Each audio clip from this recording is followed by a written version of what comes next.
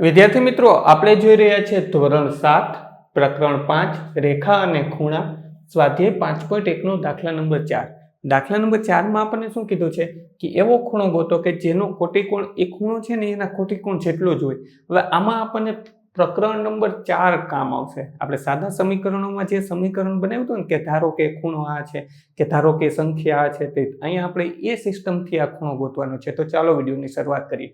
અને એ પહેલા તમે જો જ્ઞાન વિશ્વ ઉપર નવા છો અથવા તો હજી સુધી જ્ઞાન વિશ્વને સબસ્ક્રાઇબ નથી કરી, નીચે આપેલા સબસ્ક્રાઇબ બટનને ક્લિક કરો, બાજુનું બેલ આઇકન પર દબાવો. વિડીયો કેવો લાગ્યો અથવા દાખલામાં કાંઈ ના સમજાય કોમેન્ટ કરીને જણાવજો. હવે આપણે ખૂણો ગોતવાનો છે કે જેના કોટિકોણ જેટલો જ હોય. તો આપણે લખીએ, ધારો કે આપેલ ખૂણો બરાબર x છે. આપણે ધારી લીધો. હવે આપણને ખબર, આમાં એક વસ્તુ કીધું છે એનો કોટિકોણ એટલો જ છે. તો આપણે એ પણ લખી શકીએ, આ ખૂણાનો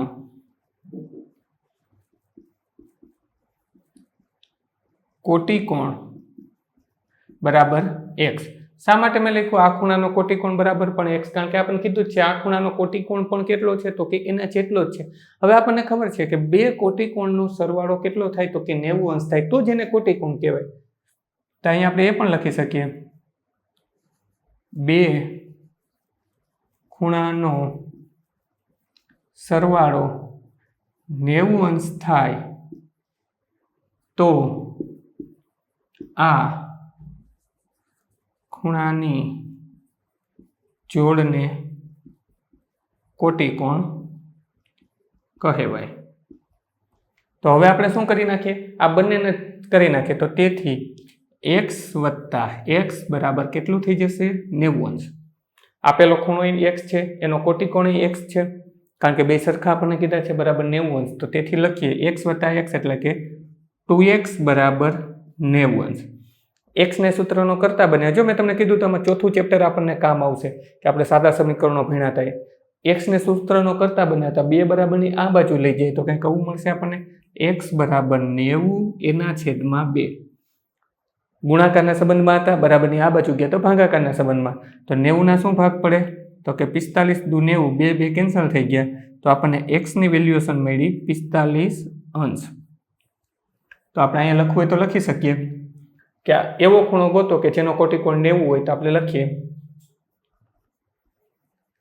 આપેલ ખૂણો x બરાબર લખી શકીએ,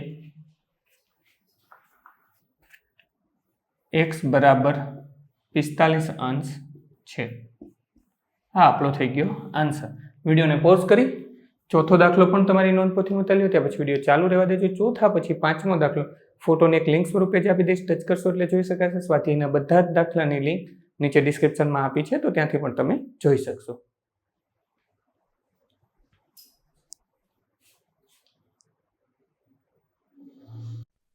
બાળ મિત્રો, વિડીયો જોવા માટે ખૂબ ખૂબ આભાર. આ વિડીયોને લાઈક કરો. જો હજી તમારા મિત્રો સાથે આને શેર ના કર્યો હોય તો આ વિડીયોને શેર કરજો. અને મારી આ ચેનલને કે જ્ઞાન વિશ્વને સબસ્ક્રાઈબ કરવાનું ભૂલતા નહીં. ચોક્કસથી આ ચેનલને તમે સબસ્ક્રાઈબ કરજો. Thanks for watching. ફરી મળશું બીજા વિડીયોમાં.